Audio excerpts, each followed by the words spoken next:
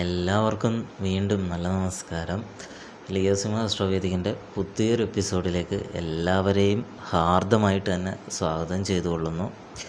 ഇന്നത്തെ നമ്മളുടെ ഈ ഒരു വീഡിയോയിൽ പ്രധാനമായും പറയുന്ന വിഷയം, നമ്മൾ ക്ഷേത്ര ദർശനം നടത്തുമ്പോൾ പാലിക്കേണ്ടതായിട്ടുള്ള ചില ചിട്ടവട്ടക്രമങ്ങളുണ്ട്.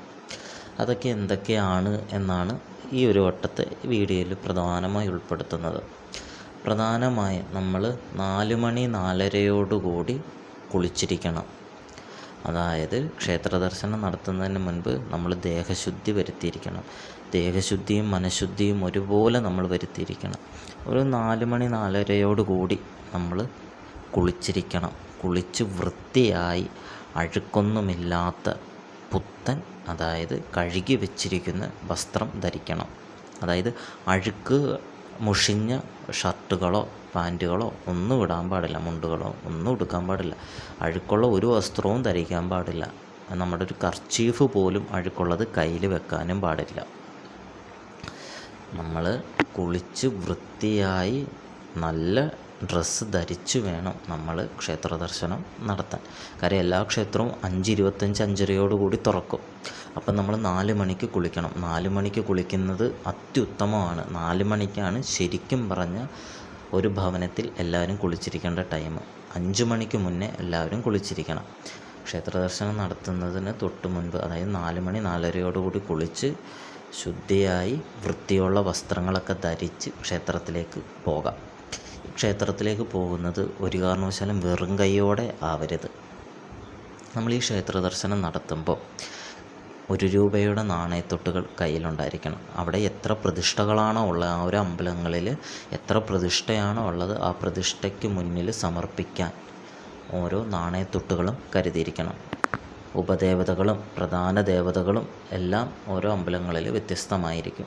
അപ്പോൾ നമ്മൾ പോകുന്ന അമ്പലങ്ങളിലെ ഉപദേവതകൾക്കും, അതായത് പ്രധാന പ്രതിഷ്ഠയ്ക്കും നമ്മൾ ഓരോ നാണയത്തൊട്ടുകൾ വീതം കയ്യിൽ കരുതിയിരിക്കണം. ഒരാൾക്ക് വേണ്ടി മാത്രം അങ്ങനെ കൊണ്ടുപോകാൻ പാടില്ല, എല്ലാവർക്കും കൊണ്ടുപോകണം. അതുപോലെ തന്നെ നാണയത്തൊട്ടിനോടൊപ്പം പുഷ്പങ്ങളും കൊണ്ടുപോകണം. പുഷ്പവും നാണയത്തൊട്ടും നമ്മൾ കയ്യിൽമേൽ കരുതിയിരിക്കണം.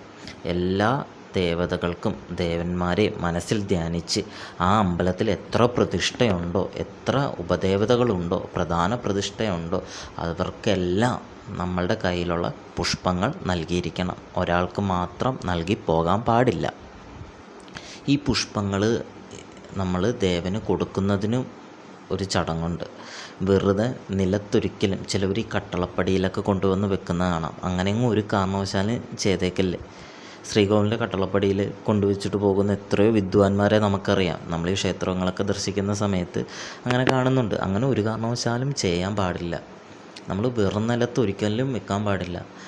ഇലയിലോ തൂശനില തുമ്പത്തോ ഒക്കെ നമ്മൾ പുഷ്പങ്ങൾ വെക്കാൻ പാടുള്ളൂ.